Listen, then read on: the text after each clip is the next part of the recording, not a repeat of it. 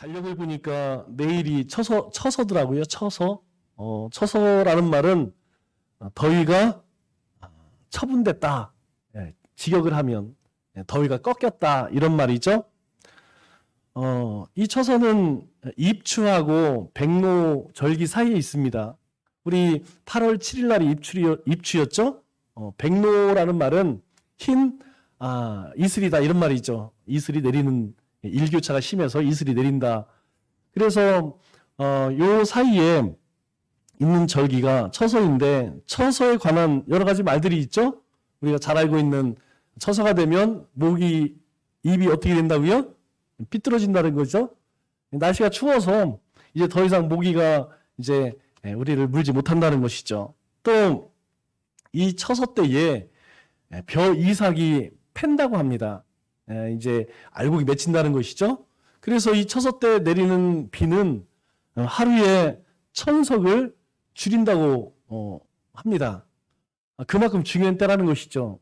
그런데 이번 주 일기예보를 보니까 비가 잔뜩 온대요. 비가 많이 오면 요때 이삭이 패야 되는데 제대로 알곡을 맺지 못하면 이제 쭉쟁이가 되는 거죠. 그렇게 되면 이제 흉년이 찾아옵니다. 반대로 요때에 햇볕이 쨍쨍 찌면 하루에 1000석씩 늘어난다. 이제 그렇게 이야기를 합니다. 다시 이야기해서 이제 본격적인 가을이 시작됐다는 것이죠. 여러분 가을 하면 생각나는 게 뭐죠? 가을 하면 추수의 계절입니다. 우리가 이제 9월을 맞이하면서 10월, 11월 이렇게 가을을 준비하면서 나는 한 해 동안 내 삶에 어떤 열매들이 있는가 한번 돌아볼 때라는 것이죠. 그동안 우리가 열심히 심었습니다. 예배로 심고 말씀으로 심고 또 헌신으로 심고 물질로 심고 이렇게 우리가 지난 봄, 여름 동안에 심은 것들 그것들을 거둘 때가 이제 가을이 되었다는 것이죠. 우리가 엄마가 아기를 낳으면 정말 할 일이 많아집니다. 뭐 젖을 먹여야 되고 또 목욕도 시켜야 되고 옷을 입히고 덥지는 않나 춥지는 않나 한시도 눈을 떼지 않고 보살펴야 하죠. 그래서 아기는 무엇을 먹을까 무엇을 입을까 걱정하지 않습니다.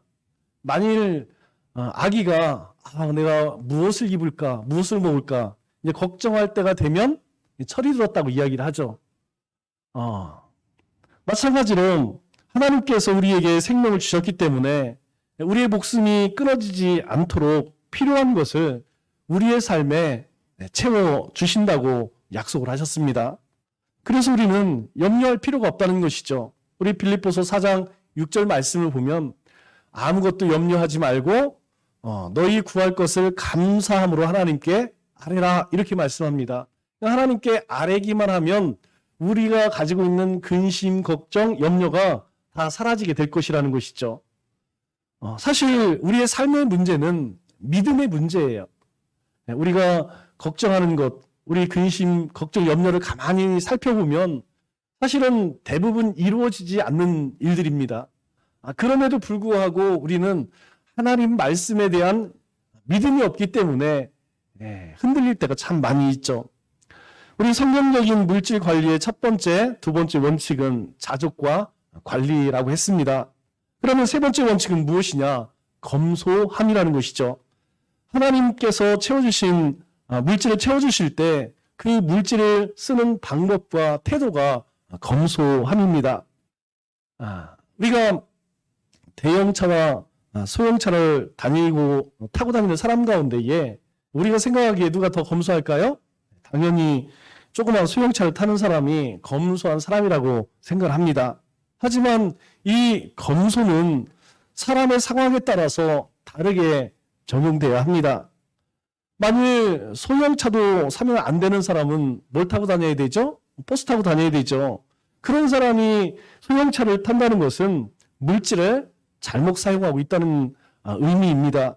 그런데 고급 스포츠카를 몇 대씩 살 수 있는 그런 부자가 벤츠 같은 수입차를 타는 것, 그것은 결코 낭비가 아니죠. 오히려 검소하다고 이야기할 수 있을 것입니다. 우리나라 최고 부자 가운데 한 사람이 이재용이라는 사람이죠. 이 이재용이라고 하는 사람 재산이 얼마냐면 대략 13조 정도 된다고 해요. 그런데 이분이 이제 얼마 전에 이제 가석방으로 출소를 했죠. 그런데 타고 다니는 차가 뭐냐면 팰리세이드라는 차예요. 그래서 사람들이 다 깜짝 놀랐죠.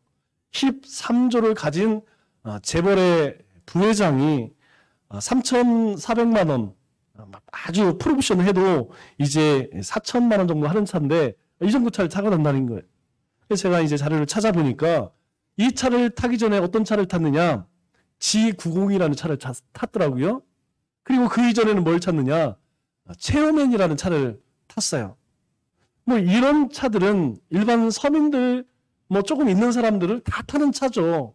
그러니까 그렇게 몇십 조를 가진 재벌도 이런 차를 탄다는 것은 이 사람이 굉장히 검소한 편이다. 그렇게 이야기할 수 있겠죠. 그래서 검소함이라는 것은 내가 받아 누릴 수 있는 것에 한 단계 밑을 누림으로써 물질에 대한 하나님의 주권을 인정하는 것, 그것이 바로 검소함이라는 것입니다. 오늘 본문은 우리가 잘 알고 있는 어리석은 부자의 이야기죠. 이 부자는 그렇게 생각을 했습니다.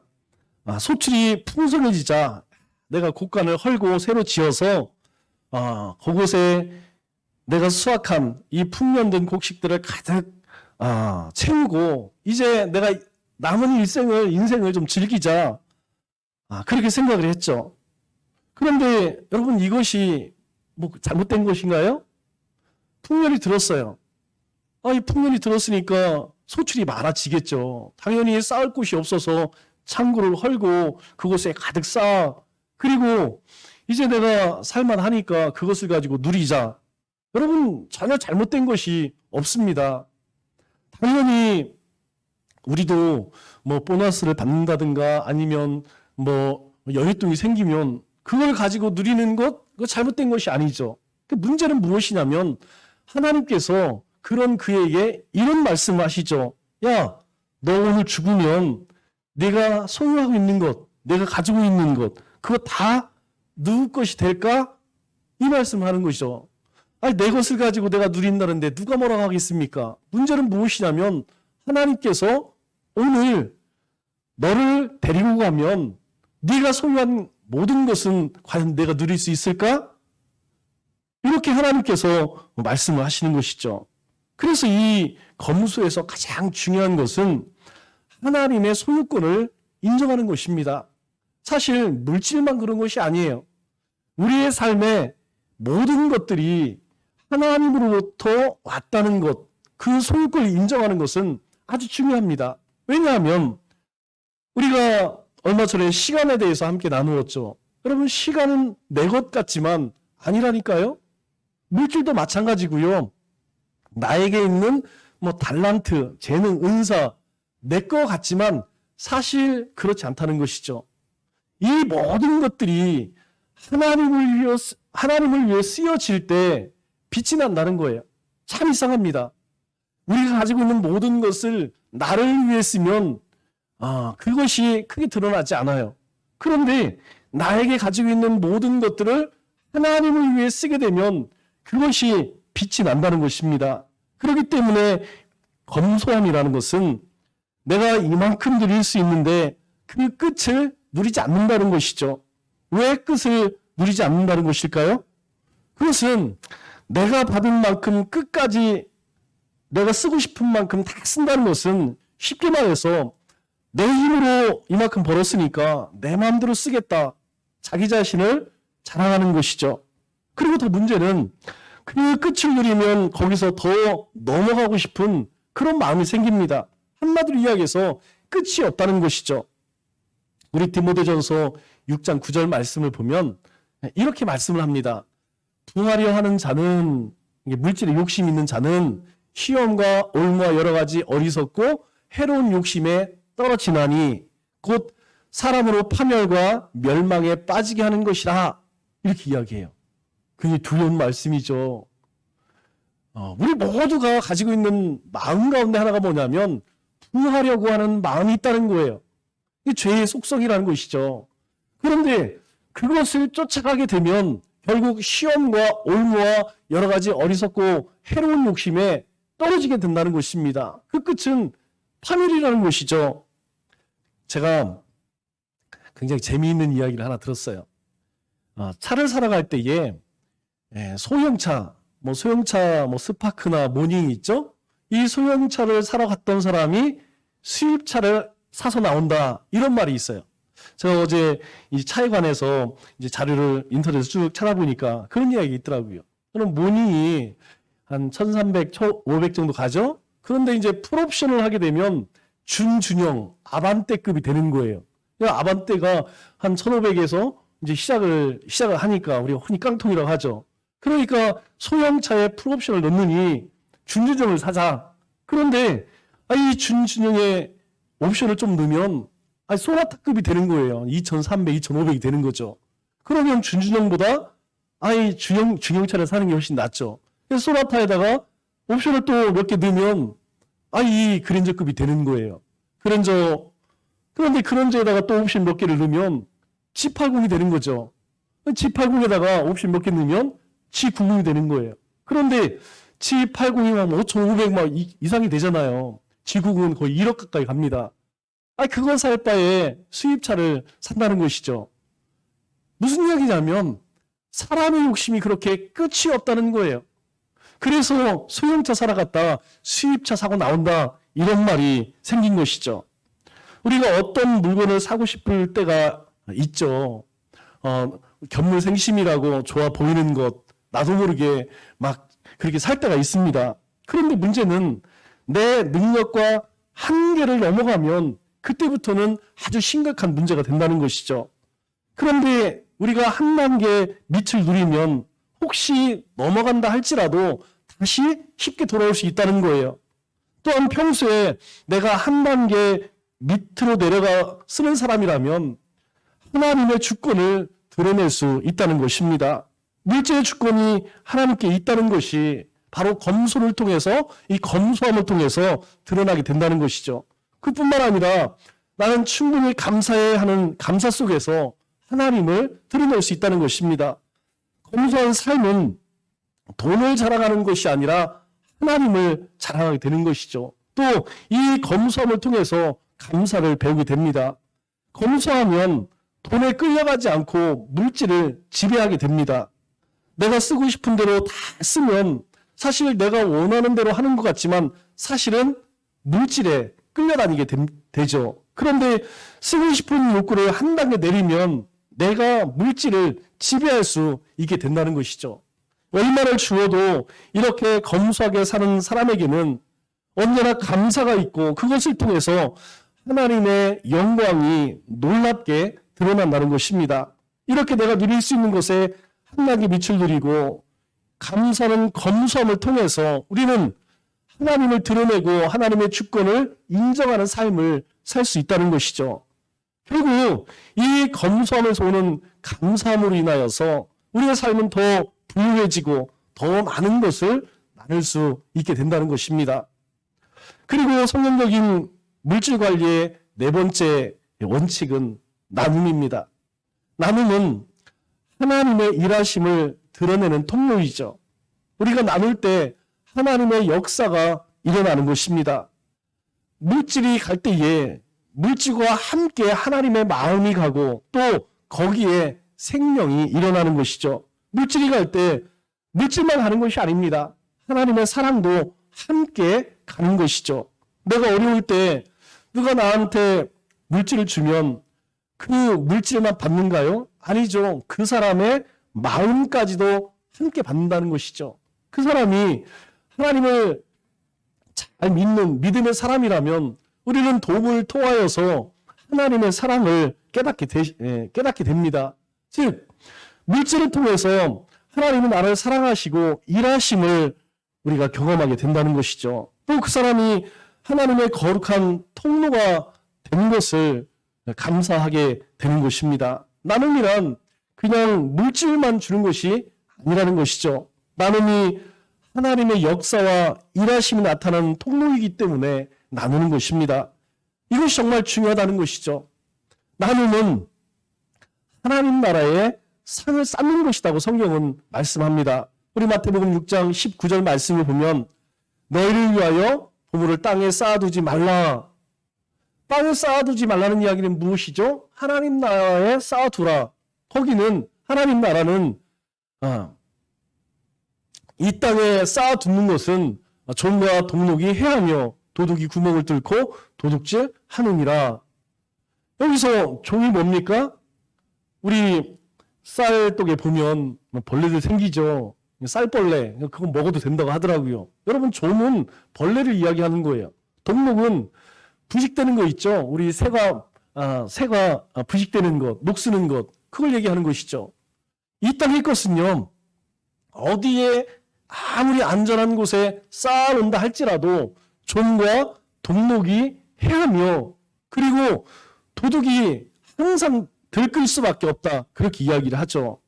우리가 주신 물질을 잘 관리해서 사용한다 할지라도 이 땅에 두는 한 땅의 것으로 끝날 수밖에 없다. 그렇게 말씀을 합니다. 그런데 이 물질을 하나님의 방법대로 그렇게 세상 가운데 흘려보내면 역사가 된다는 것입니다. 그것을 쉽게 말해서 하나님의 나라, 하늘나라 통장에 넣어두는 것이라는 것이죠.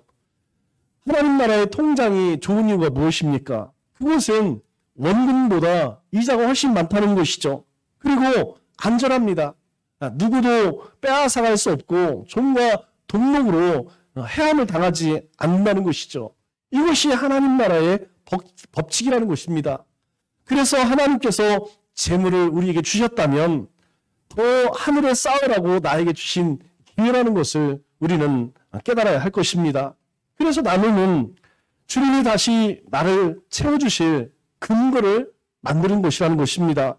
나에게 주신 물질을 다 나를 위해 쓴다면 하나님께서 더 이상 나를 축복하실 이유가 없겠죠. 왜? 내가 하나님께서 주시니까 그 주신 것을 가지고 나만 위해 쓴다면 하나님께서 더 주시겠습니까?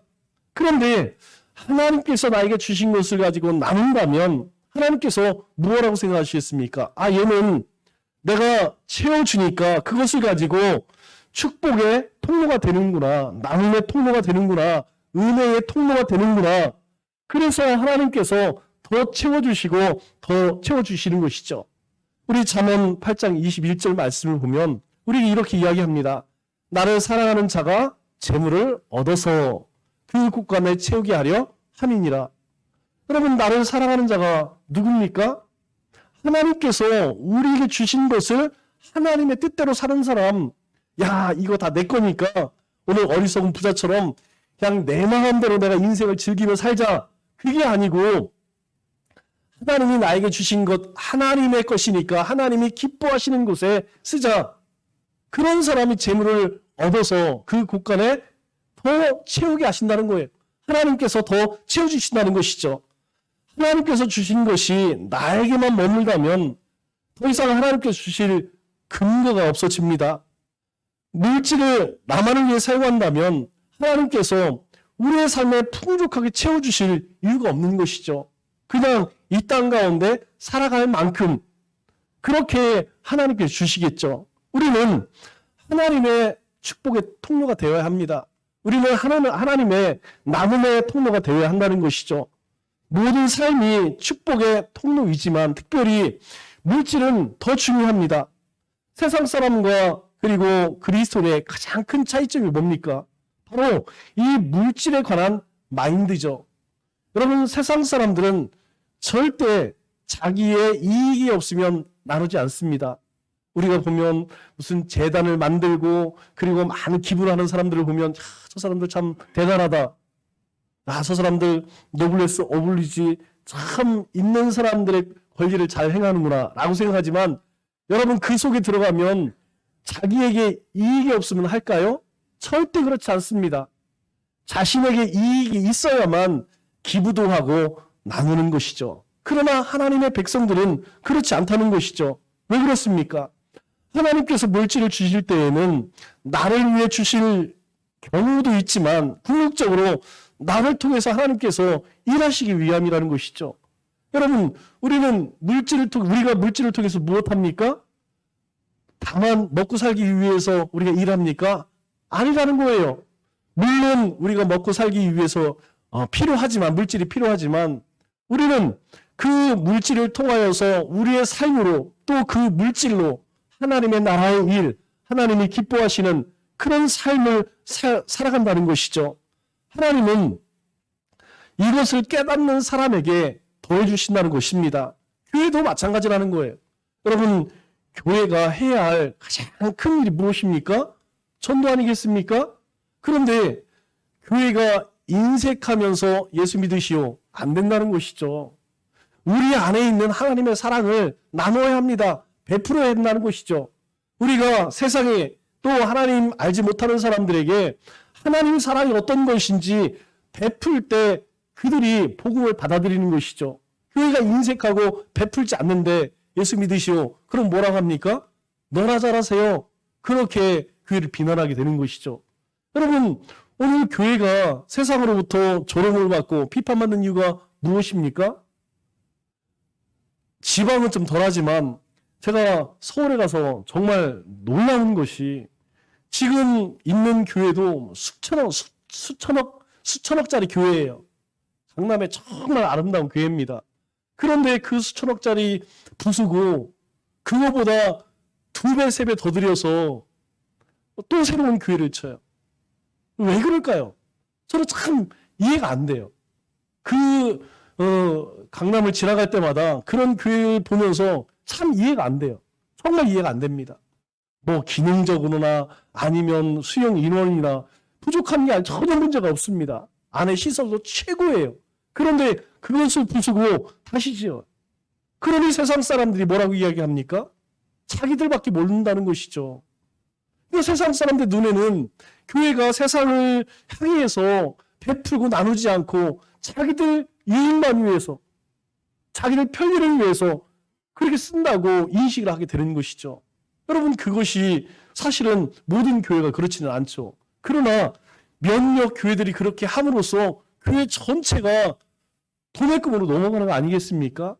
여러분, 교회는 하나님께 받은 은혜와 사랑, 그것을 세상 가운데 흘려보내는 곳이 교회라는 것이죠.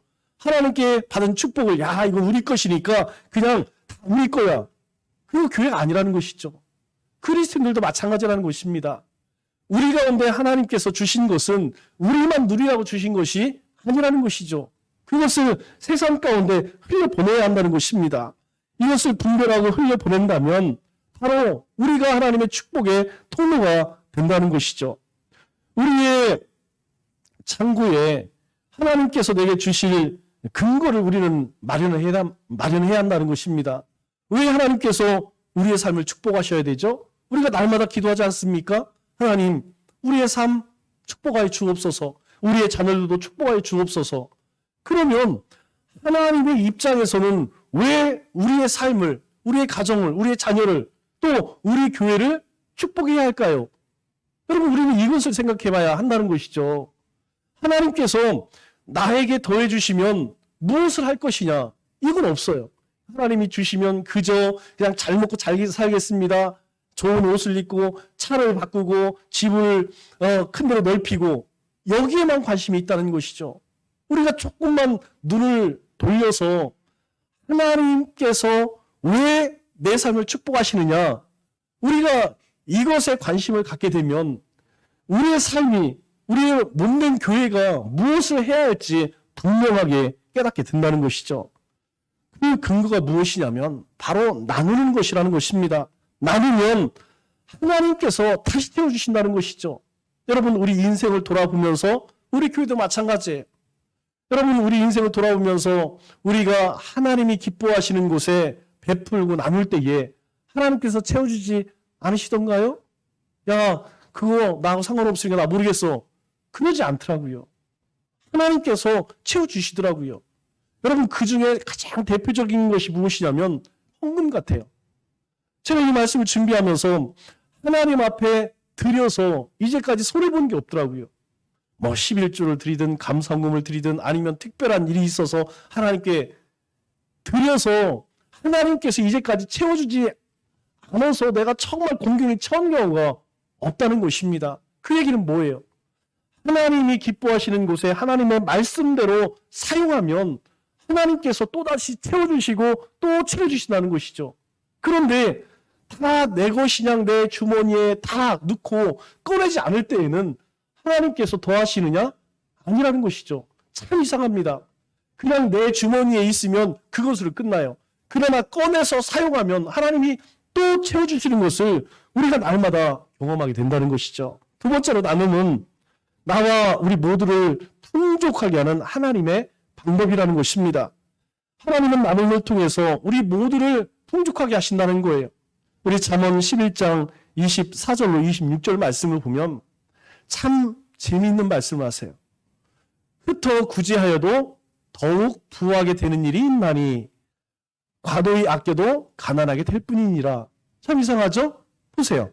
구제를 좋아하는 자는 많이 베풀면 여러분 당연히 가난해져야 되죠.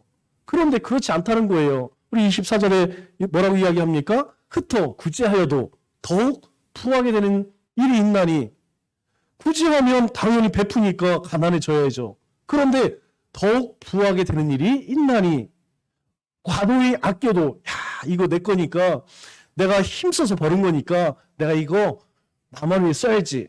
그렇게 아껴도 가난하게 될 뿐이니라 이렇게 이야기해요. 또 25절에 뭐라고 이야기합니까? 구제를 좋아하는 자는 풍족하여 질 것이요. 여러분 이거는 이상합니다. 이게 맞지가 않는 말이에요. 많이 베풀면 가난해져야 되죠. 그런데 풍족해질 것이요. 남을 윤택하게 하는 자는 자기도 윤택하여 치리라. 또 26절에 뭐라고 이야기합니까? 곡식을 내놓지 아니하는 자는 백성에게 저주를 받을 것이나 파는 자는 그의 머리에 복이 임하리라. 하나님의 법칙은요. 하나님의 법은 세상의 법과 완전히 반대라는 것이에요. 하나님이 우리에게 주신 것을 가지고 베풀고 나누면 더 가난해지고 없어지는 것이 아니고 하나님께서 더 채워주실 뿐만 아니라 풍요하게 된다는 것입니다. 그런데 내가 그것을 아끼고 내놓지 아니하면 오히려 저주받고 가난하게 된다는 것이죠. 하나님께서 베푸는 자에게, 파는 자에게 그 머리에 복이 임한다 그렇게 말씀하십니다. 우리가 살아가면서 한 가지 깨닫는 게 뭐냐면 하나님의 일반 은총이라는 게 있습니다. 여러분 모든 사람들에게 하나님께서 기본적으로 주시는데 그 가운데에서 어떤 사람에게만 특별히 더해 주셔요. 이 얘기는 모든 사람들에게 골고루 다 부자가 되게 다 많이 주신다는 게 아닙니다. 모든 사람들에게 다 많이 주면 좋겠지만 다 많이 주면 그 가운데에 믿음이 없는 많은 대다수의 사람들이 그것 때문에 하나님을 떠나고 하나님 앞에 죄 가운데 빠지게 되는 것이죠. 그래서 하나님께서는 그것을 잘 사용할 수 있는 사람 그들에게 더 많이 주신다는 거예요. 그런데 그 더 받은 사람들은 왜 더 주셨을까요? 그것을 세상 가운데 흘려보내서 모두를 부유하게 하는 것이, 부유하게 하기 위함이라는 것이죠. 그것을 내 배만, 우리의 가족만 잘 살기 위함이 아니고 더해 주셨다는 것은 그것을 가지고 그렇지 못한 자들에게 흘려보내서 그들로 하여금 함께 누리게 하시기 위함이라는 것이죠. 여러분 이것은 하나님께서 우리에게 주신 것을 무조건 나눠야 한다는 것도 아니고 공산주의를 이야기하는 것이 아닙니다. 나눔은 감정으로 하는 것이 아니고 하나님의 뜻대로 행하는 것이라는 것이죠. 하나님 안에서 주신 것에 감사하는 가장 중요한 표가 무엇이냐면 바로 나누는 것이라는 것입니다. 나만 생각하지 않겠다. 그것이 바로 나눔이라는 것입니다. 이 검소하라는 것이 늘 너덜너덜 그런 옷만 입고 맨날 거지같이 살라는 그런 말이 아니죠. 하나님도 우리가 멋지고 아름답게 사는 것 기뻐하십니다. 아니 예쁜 것 멋지게 입는 것이 왜 죄가 되겠습니까? 저도 우리 박 여사가 매일 얻어 입고 몇천 원짜리 입지만 충분히 이쁘다고 생각해요. 다만 이제 몸매와 이제 얼굴이 좀 안 돼서 그렇지 뭐 입는 것으로는 뭐 이쁘다고 생각을 합니다. 저도 이쁘게 입는 것 좋아합니다. 여러분 다 마찬가지 아니겠습니까? 제 버킷리스트 가운데에 하나가 뭐냐면 머리를 금색으로 은색으로 염색을 해서 염색을 하고 청바지 입고 티셔츠 입고 한번 설교해 보는 거예요. 여러분 아직은 가능하지 않습니다. 여러분들도 어색하고 저도 어색하죠. 그러나 그런 마음은 있어요. 저도 좀 머리 좀 탈색 좀 하고 싶고 염색도 하고 싶고 설교할 때에 좀 찢어진 청바지도 입고 실제로 이제 요즘에 방송에 보니까 그렇게 설교하시는 목사님들도 굉장히 많더라고요. 사실 저 외국의 목사님들 가운데는 뭐 그렇게 하시는 분들 많이 있습니다. 그러나 우리는 아직 정서적으로 그런 상황이 아니기 때문에 안 하죠. 언젠가는 한번 해보고 싶어요. 그럴 기회가 있다면, 그럴 분위기가 된다면 한번 해보고 싶습니다. 여러분 못 부리는 것이 뭐 잘못된 일입니까? 아니라는 것이죠. 자기 자녀가 풍요롭고 멋지게 사는 것 뭐가 문제가 있겠습니까? 문제 없습니다. 전혀 잘못된 일이 아니라는 것이죠. 그런데 문제는 그것에만 붙잡혀 있는 것이 문제라는 것이죠. 나만 알고 나눌 줄 모른다는 것, 그것이 문제라는 것입니다. 또 우리가 나눌 때에 주님의 마음을 배우게 됩니다. 왜 그러느냐? 하나님께서 우리에게 예수님을 보내주셨죠. 하나님께서 가지신 가장 귀한 것을 우리에게 보내주셨습니다. 예수님이 어느 날 이 땅에 오신 것이 아니고 하나님께서 가장 소중한 하나님의 독생자 예수 그리스도를 우리 가운데 보내주셨다는 것이죠. 그래서 우리도 주님처럼 하나님처럼 그렇게 베풀고 나눌 때에 하나님의 마음을 배우고 하나님이 행하신 일들을 깨닫게 된다는 것이죠. 여러분 우리가 결혼을 해서 부모가 되면 가장 먼저 깨닫는 것이 무엇인지 아십니까? 바로 부모의 마음을 안다는 것이죠. 그 전까지는 잘 몰라요. 왜? 자기밖에 모른다니까요. 그냥 나 혼자 큰 것 같고 내가 잘해서 여기까지 온 것처럼 생각을 하죠. 그러나 결혼을 하고 자녀를 낳으면 우리 엄마가, 우리 어머니가, 우리 아버지가 이렇게 나를 키웠구나. 이전에는 몰라요. 그러나 본인이 결혼하고 자녀 키워보면 부모의 마음을 안다니까요. 이렇게 자녀를 바라보면서 부모가 기도를 하고 그렇게 애심초사 나를 키웠구나. 이 자녀를 키워보면 안다니까요. 나누는 하나님이 우리의 물질을 빼앗아 가심으로써 우리를 연단시키는 일이 아니라는 것입니다. 내가 가진 것을 나누면서 하나님의 마음을 배울 수 있는 것이기 때문에 유익하다는 거예요. 우리가 가진 것 어떤 거라도 좋다는 것이죠. 그것을 우리가 나누면 그곳에서 막 분노가 일어나는 것이 아니고 우리의 마음 가운데 기쁨이 있다는 거예요. 하나님께서 예수님을 이 땅에 보내시면서 하나님이 막 분노하셨을까요? 하나님께서 아주 언짢아하시고 막 그렇게 기분이 나쁘셨을까요? 아니죠. 하나님께서 예수님을 이 땅에 보내시면서 기뻐하셨다는 거예요. 오늘 우리에게도 마찬가지라는 것입니다. 우리에게도 나에게 있는 것을 베풀고 나누면 우리 가운데에 하나님이 주시는 기쁨이 충분하다는 거예요. 참 이상한 것이 우리가 물질이 있어서 좋은 것을 사고 좋은 것을 입고 좋은 것을 먹게 되면 여러분 그거 오래가지 않습니다. 처음 며칠은 참 좋아요. 새로운 옷을 비싼 옷을 사 입으면 그 옷을 입을 때에 몇 번은 참 즐겁습니다. 야, 이거 참 좋은 옷이다. 맛있는 음식 먹고 나면 몇 시간 동안은 참 즐겁습니다. 오늘 먹은 그 음식 너무 맛있다. 그러나 그것이 오래 가나요? 여러분 그거 오래 가지 않습니다. 그런데 하나님이 주신 것으로 내가 나누면 여러분 시간이 지나면 지날수록 우리 가운데에 기쁨이 더 커진다니까요. 제가 지난주에 말씀드렸죠. 우리 빛과 소금교회 비전센터를 진다고 하여서 우리가 뭐 그렇게 힘써서 섬겼습니다. 여러분 매일 문자가 와요.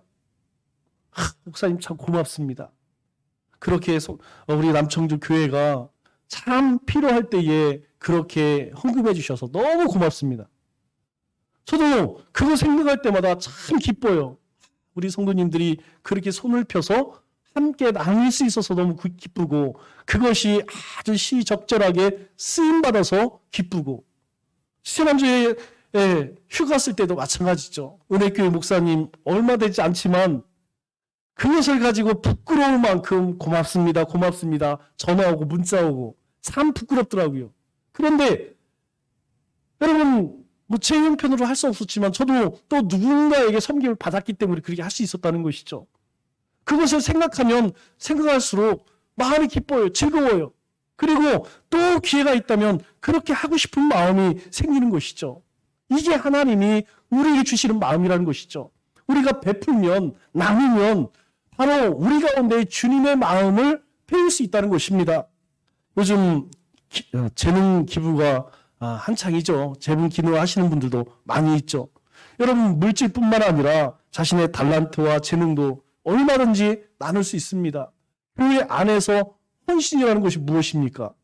우리 장로님 운전하시니까 운전으로 섬기시고, 또 물질에 관해서, 또 청소에 관해서 아이를 가르치고 섬기는, 각자 하나님이 주신 것, 그것을 가지고 헌신하는 것, 이것도 같은 이치라는 것이죠. 나누는 것입니다.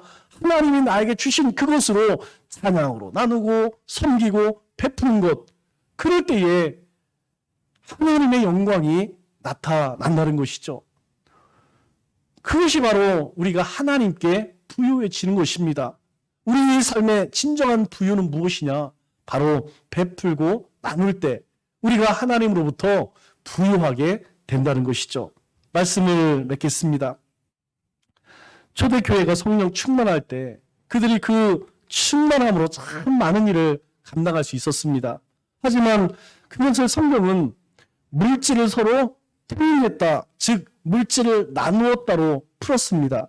성령이 충만할 때 그들은 물질을 붙잡는 것이 아니라 하나님의 방법대로 베푸는 것을 배웠다는 것입니다. 물질은 나만 이 땅에서 먹고 사는 것이 아니라는 것이죠.